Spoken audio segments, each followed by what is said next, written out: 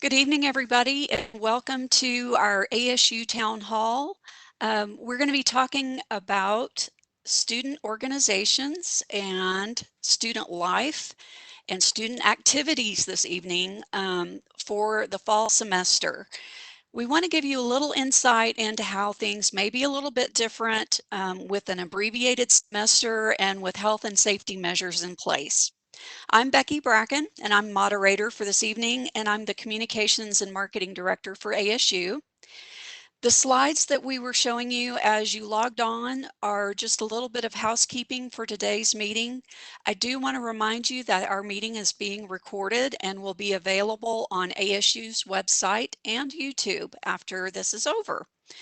We have a team of ASU leaders with us this evening to answer questions for you about student life, student organizations, and how we plan to reopen campus in the fall. So let me introduce our panelists. Dr. Clint Havens is Director of Student Life. Sam Mendoza is Student Programs and Activities Coordinator. Erica Baeza, she's Director of Multicultural and Student Activity Programs. Emily Banda, Student Programs and Activities Coordinator. Teresa Weingert, Student Programs and Activities Coordinator, and she has Greek life and homecoming as part of her responsibilities. So what we'll do is we have received some questions from you ahead of time, and we're going to go through those first. And then as we have time at the end of the session, we'll look at the Q&A that you are submitting online and try to answer as many of those questions as we can. I do want to say before we get into answering questions, and I think our panelists will all agree, we started hearing about this situation and working around this situation in about January. And the term we used at the time is this is a rapidly evolving situation and we're having to make changes pretty quickly and adapt. And I think we didn't expect to be saying that still 7 months later. It is still a rapidly evolving situation. So don't be surprised as you hear our panelists talk this evening about this is what we have planned, but that could change because we are adapting every single day to the situation. So with no further ado, let's get into some questions. And Clint, I'm going to give you the first question. Will we still have in-person campus events in the fall, or will everything be virtual? You're muted, Clint. Now, We can can you hear hear me? you. Yes. Fantastic. We are definitely planning to host in-person campus events. It's really, though, it's important to remember that we'll need to be flexible based on guidance from our state and local governments, as well as CDC recommendations as we move forward. All right. Thank you. This question is for you as well, Clint, because I know you know this answer. Will I be able to get an ASU branded face covering? If so, what's the process and will there be a cost? Yes, you can get an ASU branded face covering. What's great is Angelo State received a bunch of them, two different types. One is the around the ear type, like so, that you can put on this way. And another type is the gator type, like it looks like this, that goes around your neck like a turtleneck, and then you pull it up over your face. So there are two different options. If you are a student living on campus, you will receive one when you go through the check-in process with housing and residential programs. If you're an off-campus student, we've got three different locations on campus where you can pick one up starting tomorrow, actually. Um, on the west side of campus in the University Center, we have those available. In the center of campus at the CHP, at the rec desk, we have them available. And then on the east side of campus, at the cafeteria, we have them available as well. The process is really simple. You just, when you go to either of those three locations, you just show your one card and they'll swipe it. One swipe equals one face covering, and that's it. There's no charge. So we have a lot of them in stock, and we're looking forward to distributing them as need be. That's great news. All right. Speaking of face coverings, Sam, I'll ask you this. Do we have to wear a face covering at an outside event? Yes. Hey, Becky, the answer to that will be yes, just because it is a recommendation from the Texas Tech system. And I mean, it's a policy from the Texas Tech system that you are, while on campus, required to wear a face covering, whether that's indoor, outdoor, in class. That's just the policy that is currently being held by the Texas Tech University system. Okay, thank you, Sam.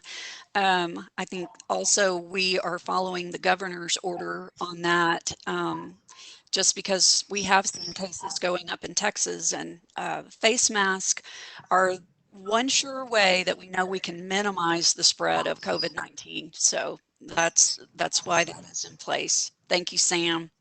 Yes, ma'am. So Teresa, let's talk about homecoming. Are we still planning on having homecoming week? So, yes, we are still planning on having homecoming week.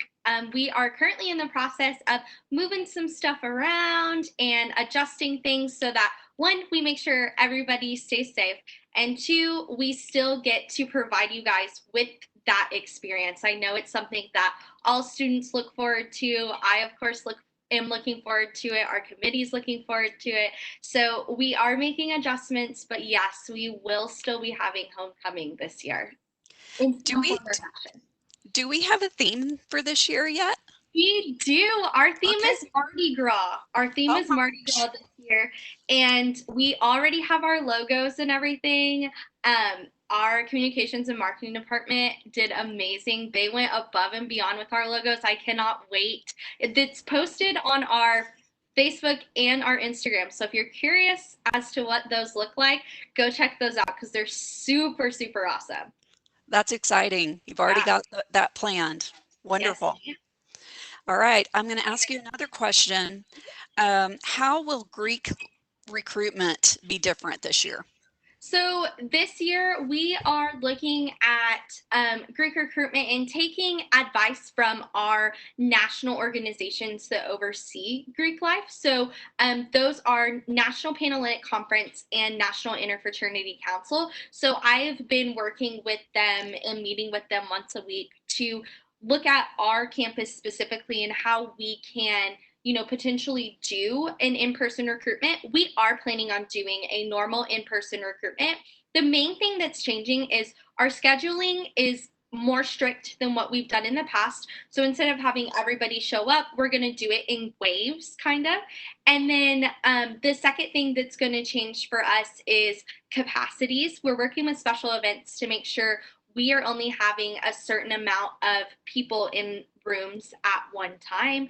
And then we are waiting to do our recruitment later in hopes that maybe, we'll be in a better place at that time and we can do a little bit more. We also kind of went down to what I'm calling a bare bones recruitment. So just doing the events that specifically we need to do to host a successful recruitment. So it's a little different, but hopefully we will get to do in person. If not, we do have other options as well that we're looking into.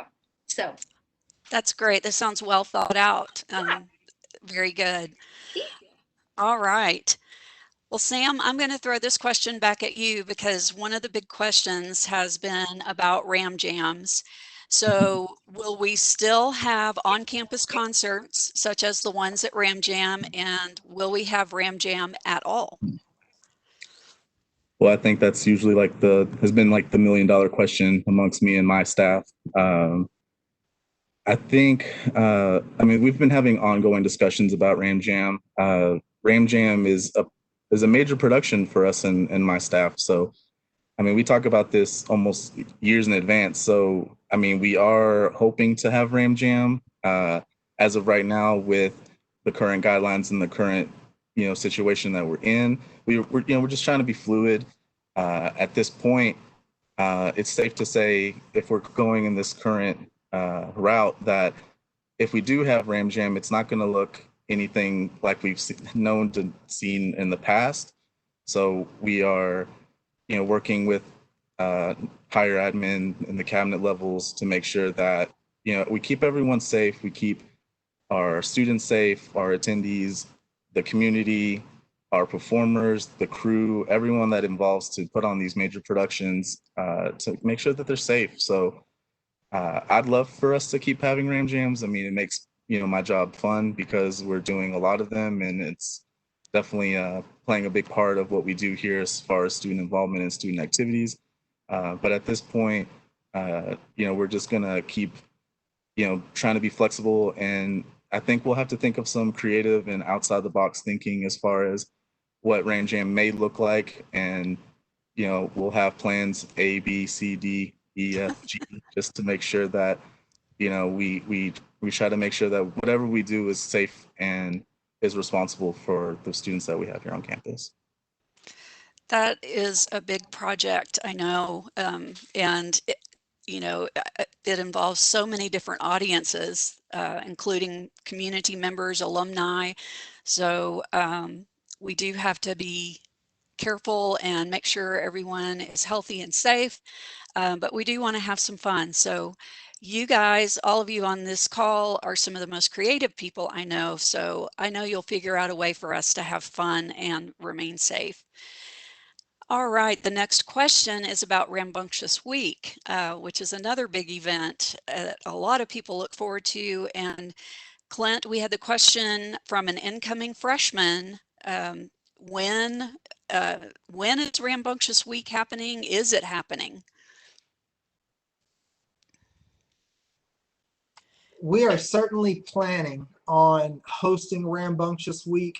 We know its importance associated with transitioning students into their roles here on campus, but it's also just fun, and so we're really looking forward to hosting it. We have submitted a couple proposals on what it's going to look like, and I can tell you that we're planning for it to start on move-in date, which move-in date is August 12th.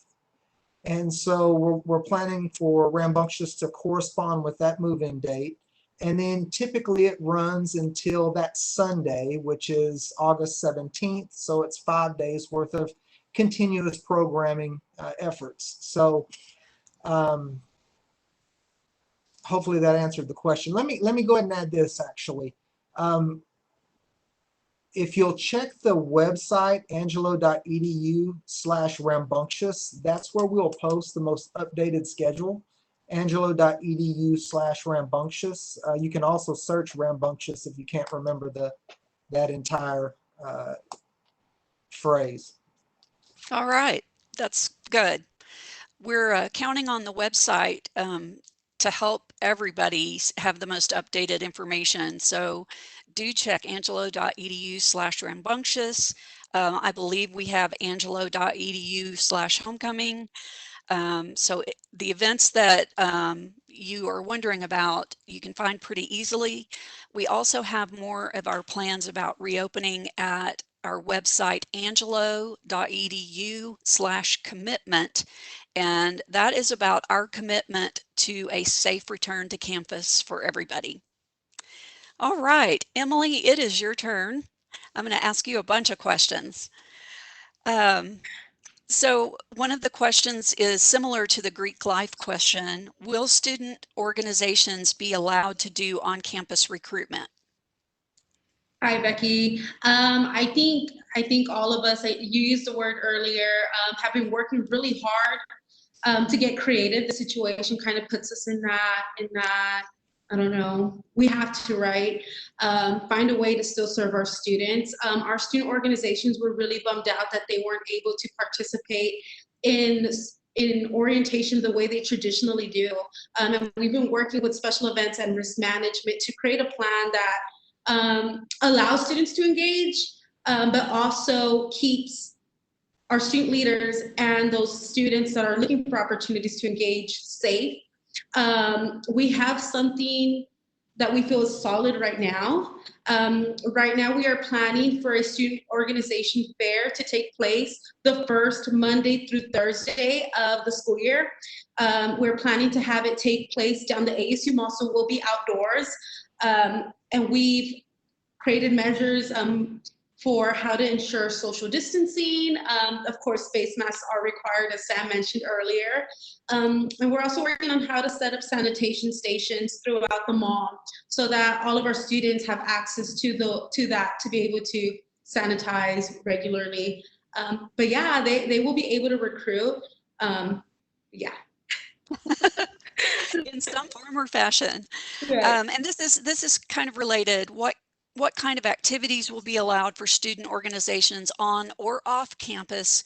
And will they be allowed to have group socials or volunteering events like they have in the past?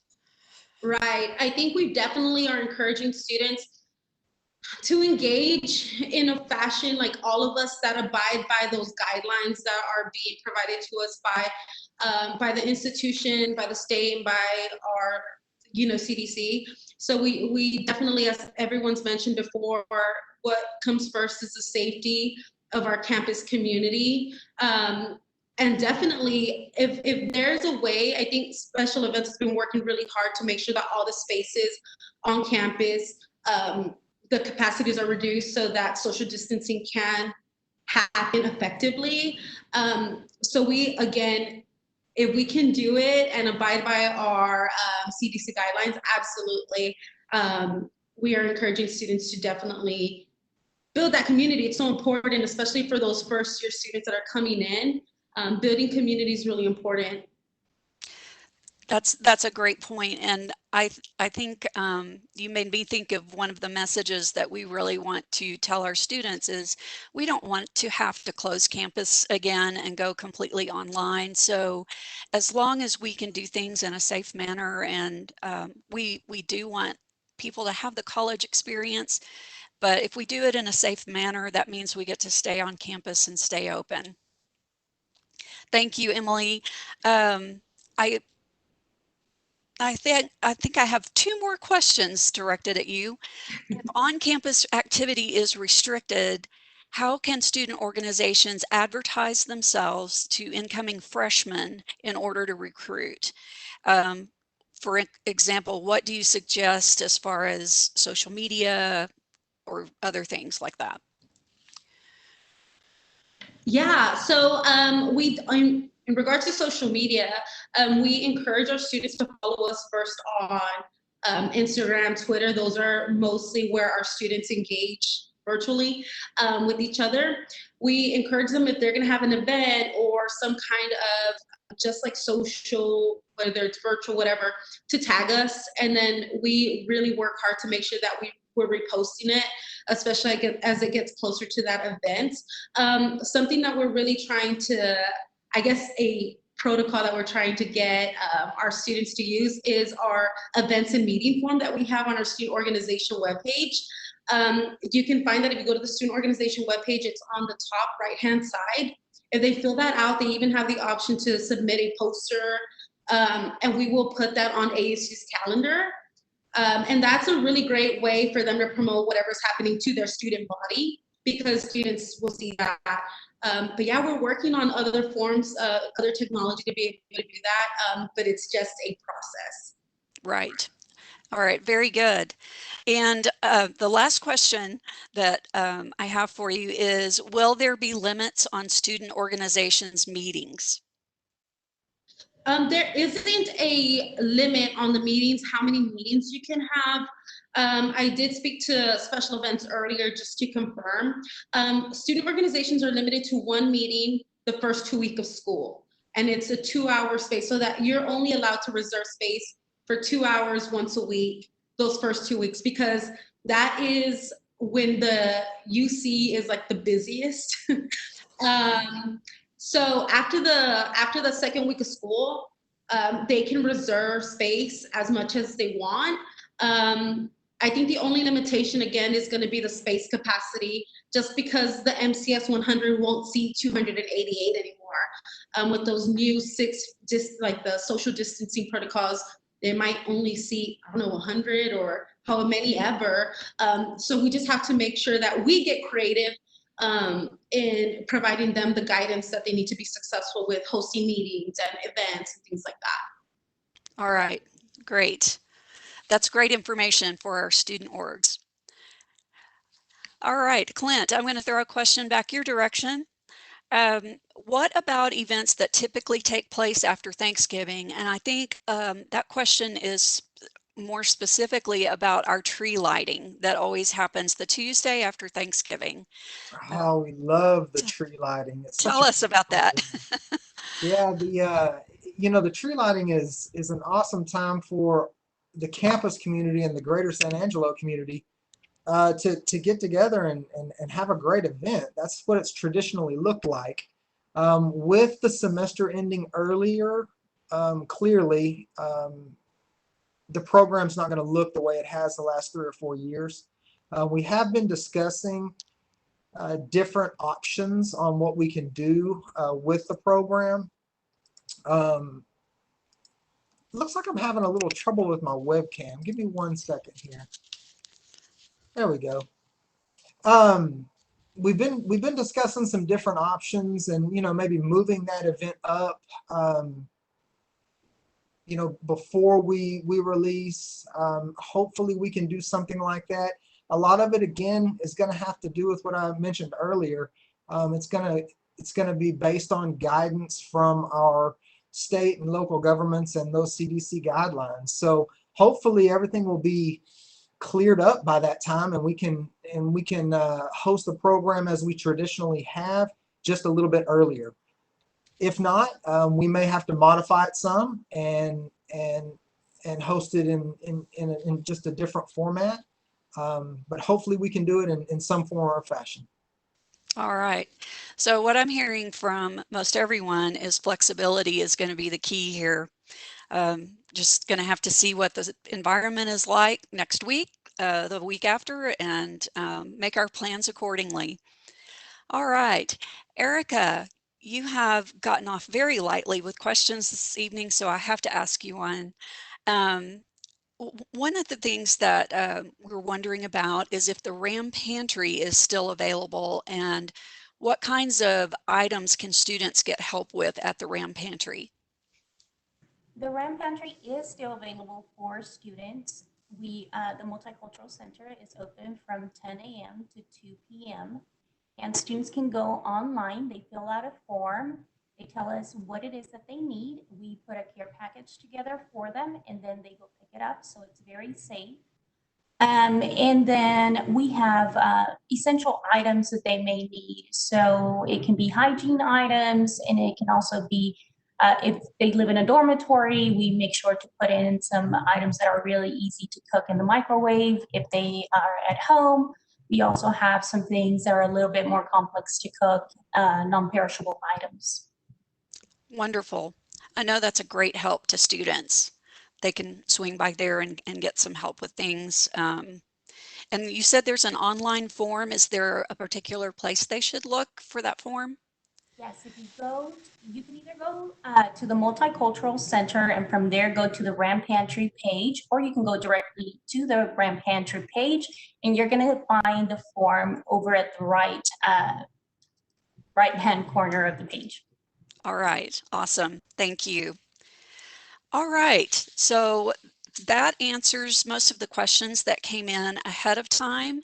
And we're going to get into some questions, and you all are going to have to help with these that have come in. So one of the questions is about move-in and finding out when move-in slots are. And I do want to say our town hall next Wednesday evening is about living and dining on campus in the fall. But I have a feeling someone here knows more about move-in and how that's going to happen, and how students find or find their slots or sign up for them? Hey, Becky, I can talk a little bit about that. Okay. Now, naturally, that's not my area of expertise. However, I was in a meeting earlier today and someone mentioned that move-in again will start on August 12th at 7 a.m. And the way I understand it, they're going to do a check-in process at Foster Field. It's going to be some sort of a drive-in process. And, you know, there's going to be some requirements that take place, but housing and residential programs will reach out to everyone individually, and they'll let you know what those requirements are, as well as when your specific time slot is to come to that check-in location. And then once you get checked in, you get your keys and so forth, then you'll be able to go to your residence hall. That sounds great. Thank you for that information. Does anyone else have anything to add? If not, just make sure you tune in next week and also check out our website again.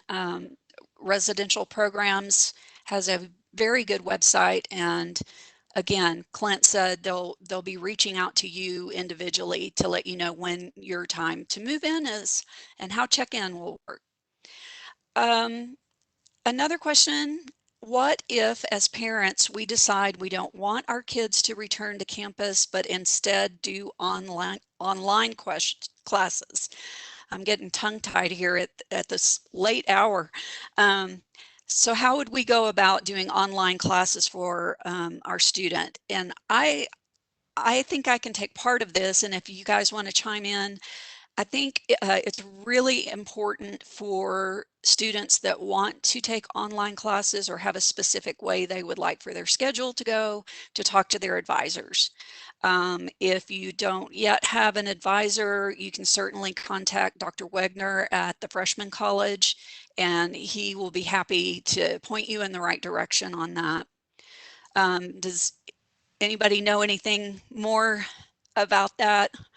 No, that was a really good answer, Becky. And actually, I was trying to think, what am I going to say on that? And that was it right there. Contact your academic advisor. And if you have any trouble, contact Dr. John Wegner. And I do know that in the last town hall, they also mentioned that professors are being very flexible in terms of working with the students. So I think that communication is going to be the key to make sure that you're getting the classes that you need for your curriculum. I think you raise a great point, Erica. Communication. Don't be afraid to pick up the phone and call your professor or email your professor and ask questions, because really again, flexibility is going to have to be the key, and we're here to help you with your education, and we'll figure out how to get it done. So another question is, how do the rooms and classrooms for meetings look like for social distancing? Are the desks spaced out already, or will we have to do that? I can answer part of that, and then I'm going to call on you guys. I do know that our office, Communications and Marketing, has made a ton of signs that say this seat is not available. So in some cases, you're probably going to go into a classroom and you're going to see those signs on the desk or at the table that show you where you can sit to be properly spaced. Anybody else have input on that question as far as meetings and that sort of thing? Yeah, Emily and I actually had a meeting with special events last week where we talked a little bit about this and what it would look like for our students, so that we can relay that to our student leaders as well. And they did say that they have spaced desks out and removed desks from rooms. So when you walk into a room, they haven't done it in all, but when you walk into most rooms, they will already be set up for you. You won't have to worry about setting that up yourself. Good information, Teresa. Thank you. Anybody else have other ideas or heard more on that? I think in regards to meeting spaces, using those academic spaces for meetings. Like Teresa mentioned, I had a conversation this morning and this afternoon with Kaylee, and I know that special events, IT, everyone's been working really hard to make sure that those spaces can accommodate for hybrid learning. And that technology is going to be available to our students as well. We just want to make sure, like, they're working on their end to make sure that when our student organizations do congregate in those spaces, that there's sanitation processes and things like that to make sure that they're safe when they use it and they are informed on how they can leave that space clean for the next people that are going to come in and use it as well. So yeah, they're like, everyone, kudos. I'm going to elbow bump everybody in special events and in IT, because I don't know how they do it, but I know their bandwidth is probably thin right now. But kudos to them. They've been working super hard. Thank you, Emily. I know they will appreciate hearing that. One question has come in, and I think we talked about this at our last town hall a little bit with Dan Robertson. The question is, will you have fall intramural sports? And I'm going to take a stab at this. I believe Dan's answer last week was they're hoping to, they're planning maybe to start with those that aren't as close contact. And things like flag football and some of the others that are a little more, you're in a closer space with people. Sometimes they may have to wait and see, but I think Dan is kind of in the same position all of you are, is they're hoping to do as much as possible within the safety recommendations and guidelines that we have. Anybody want to add to that? Everybody? Okay. I do know that answer is recorded, and it's on YouTube and on our website, angelo.edu/commitment, if you want to go back and listen to that, or you can email Dan Robertson directly or visit our website, and Dan will be happy to talk to you about that. One of the questions, and I think this is probably our last one for the evening, and I know the expression I'm going to see on your faces. Do you have any plans been drafted for the spring semester yet?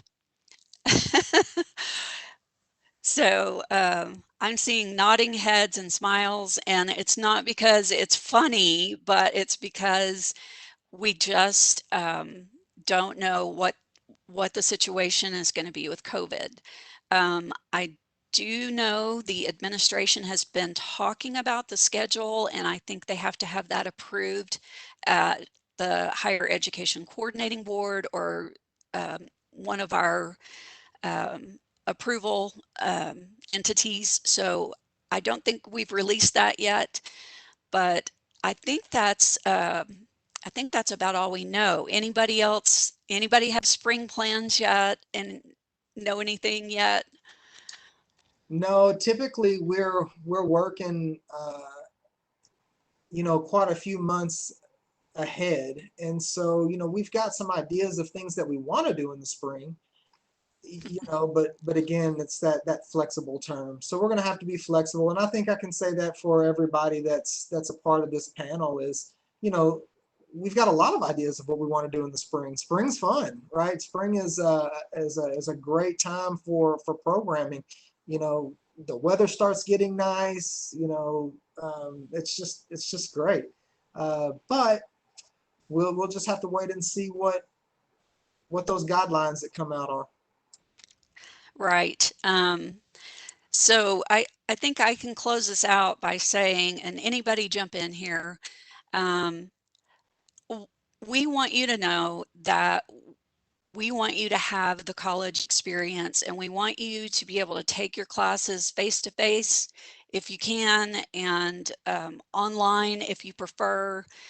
But we really would like for you to be on campus and have fun like all of us did and when we were in college with our student organizations and activities and events. But right now it is a very serious uh, I guess, issue to deal with COVID-19. We're going to have to watch the cases locally and in the state. And as everyone has said, we are going to have to follow guidelines and any restrictions that are placed on us. But one thing holds true. We are the Ram family, always and no matter what.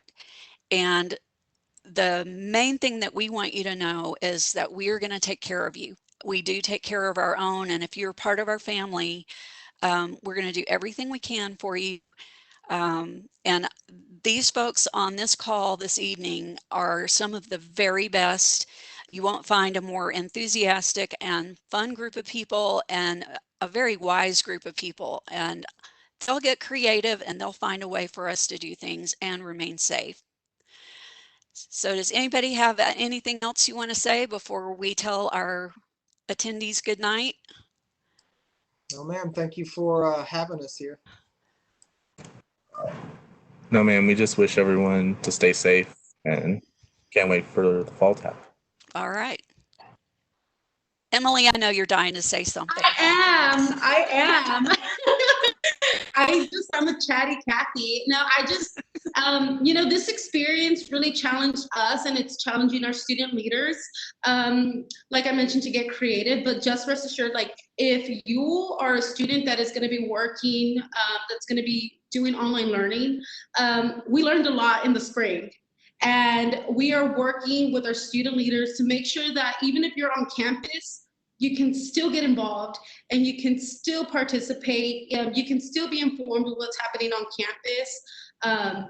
And we're working really hard. Like you mentioned, like we want to make sure you have the best experience you possibly can. The circumstances aren't ideal, but we're working hard. That's it. Well said, Emily. All right. Teresa, did you have anything you wanted to say? Yeah, I just wanted to tell everyone we are so excited and ready to see you guys in the fall. And we can't wait to show you what we've been working on. And we are just excited to have new Ram Fam members and old Ram Fam members back together again, for sure. Absolutely. We've missed everybody. It's been kind of sad on campus. Erica, do you have anything you want to add? We're excited to see faces again. It's been lonely. So we've missed everyone, and we're ready. We're ready to see everyone. We are. So thank you for being with us tonight, and rest assured, if you have any questions after this, any of these folks would be happy to talk to you or email back and forth with you and answer your questions. So have a great evening, and we look forward to seeing you in the fall. Have a good night, everybody.